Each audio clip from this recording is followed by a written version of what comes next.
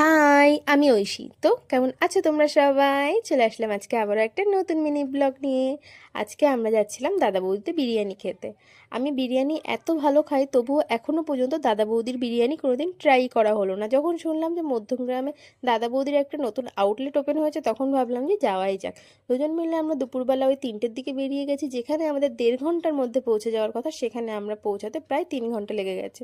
কারণ একটু একটু করে রোদ হচ্ছে, একটু একটু করে বৃষ্টি হচ্ছে, এর জন্য আমাদের খুবই দেরি হয়ে গেছে। যাওয়ার পরে দেখলাম যে মোটামুটি বেশ ভালোই ভিড় ছিল, যেহেতু 7 তারিখে ওপেন হয়েছে আর আমরা গেছিলাম 9 তারিখে।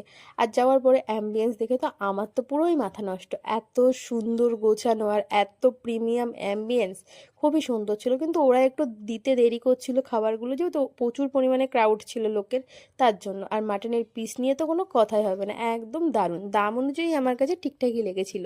আর বিরিয়ানি তো কোনো তুলনাই নেই, খুবই টেস্টি ছিল।